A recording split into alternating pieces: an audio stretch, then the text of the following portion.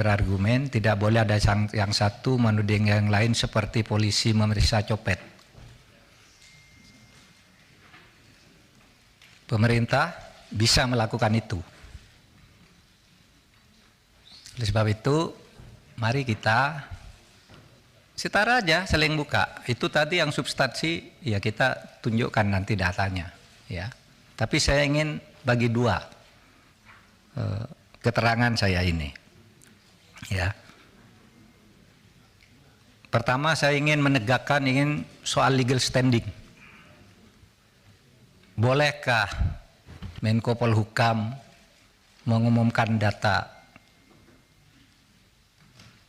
pencucian uang ke publik yang kemarin dipersoalkan? Saya jawab nanti. Lalu yang kedua nanti substansi tadi yang menyangkut yang sudah tadi dijelaskan oleh Ibu Sri Mulyani, sahabat saya yang sangat baik. Saya kira salah seorang menteri yang terbaik di kabinet, sehingga harus saya bantu dengan sebaik-baiknya. Saudara sekalian, saya mengumumkan kasus itu, saudara, adalah sifatnya agregat. Jadi perputaran uang tidak menyebut nama orang, tidak menyebut nama akun. Itu tidak boleh. Agregat, bahwa perputaran uang dari sekian ratus orang itu 249 T. Agregat. Ya. Saudara, yang disebut namanya hanya yang sudah menjadi kasus hukum.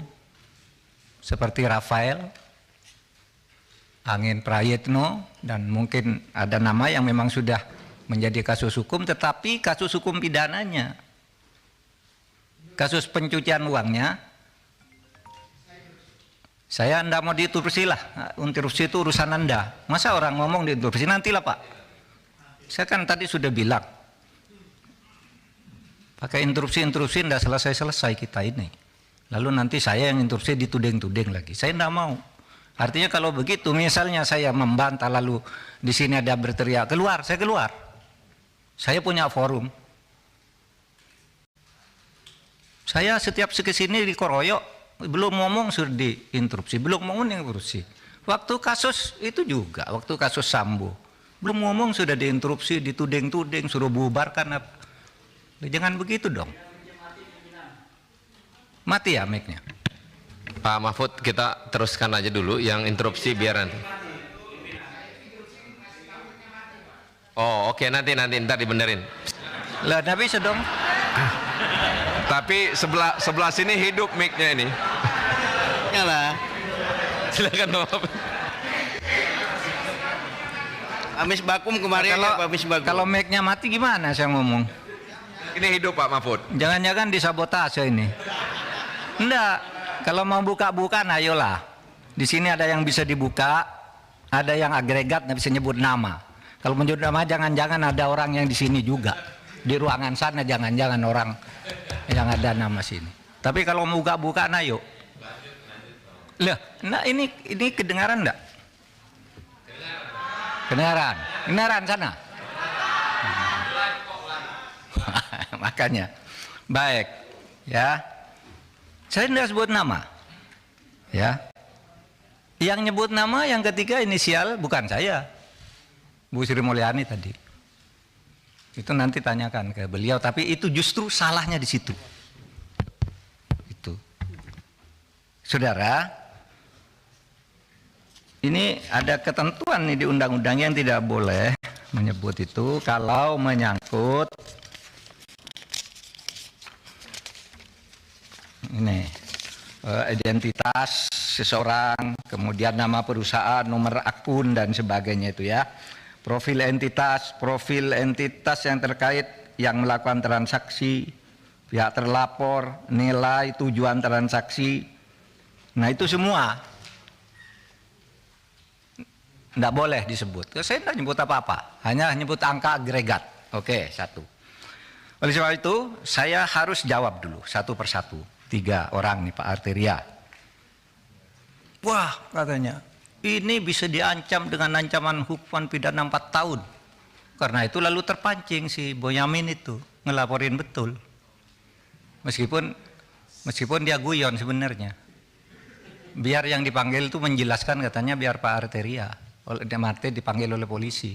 Karena ada laporan, lalu apa salahnya? Itu kata si Pak Boyamin. Begini, saudara, apa dasarnya melapor ke ketua?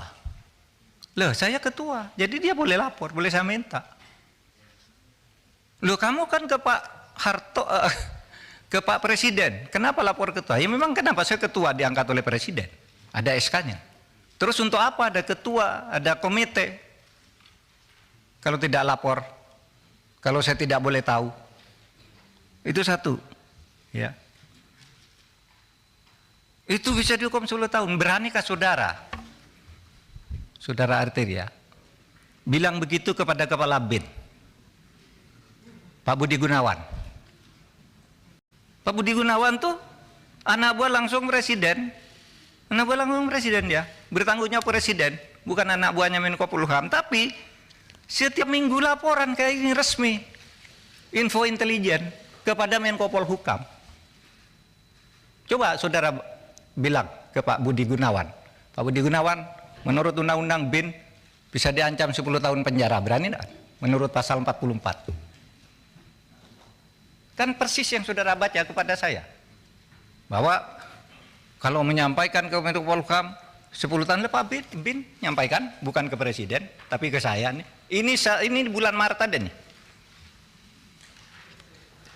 Kok terus enggak boleh, gimana? Apa gunanya ada? Dan ini penting saudara. Karena apa? Ya, karena saya bekerja berdasar info intelijen. Misalnya ada kayak gini, saya tidak bocorkan di sana, tapi tahu besok akan ada demo di sana. Kekuatannya sekian orang, korlapnya ini, kekuatan polisi yang diperlukan segini, sehingga saya tidak perlu rapat tuh kecil. Oh ini serius. Itu info intelijen, masa saya tidak boleh ngomongkan gitu? Tiap malam saya dengan Pak Budi Gunawan nih, di WA saya nih, info intelijen, Pak besok nampaknya ada demo di sana Pak. Oh iya Pak, sudah itu korlapnya ini. Kekuatannya segini aja Pak, cuma cukup di Polsek, cukup di Polres, atau harus di Mabes. Kalau sudah perlu Mabes, saya undang rapat. Dan itu info intelijen, masa enggak boleh? Lalu mau dihukum 10 tahun Pak Budi Gunawan, tugas dia bukan wahan Menko Polhukam, tapi selalu ngelapor resmi malahan kepada saya, ya. Nah oleh sebab itu saudara, dan ini sudah lakukan banyak nih. Kok saudara baru ribut sekarang? Ini umumkan, dan saudara diem aja sejak dulu nih. Kita yang mengumumkan kasus Indosuria, yang sampai sekarang bebas di pengadilan, kita tangkap lagi karena kasusnya banyak. Itu kan PPATK, kok baru ribut soal ini? Lukas NMB ketika ditersangka ngamuk, rakyatnya turun, saya panggil PPATK, umumkan, uangnya di freeze. Kalau tidak begitu Anda bisa ditangkap dia. Kita tahu dari Mbak Intelkam Polri misalnya, itu gimana di Papua? Menurut Intel, Pak, nasinya, cateringnya setiap hari turun, itu sudah tidak ada kekuatannya. Itu kan Intel, masa tidak boleh? Nah oleh sebab itu saudara, jangan gertak-gertak. Saya bisa gertak juga saudara, bisa dihukum menghalang-halangi penyidikan penegakan hukum. Iya, dan ini sudah ada yang dihukum 7,5 tahun, namanya Verdik Yunandi. Ya kerja-kerja kayak saudara itu. Orang mau mengungkap, dihantam, mengungkap, dihantam. Ingat kan? Itu. Saya bisa, saudara, menghalang-halangi penegakan hukum. Itu Verdik Yunandi. Masih ada itu. Saya sama saudara kan kerjanya dengan Ferdinand, melindungi Setia Novanto kan.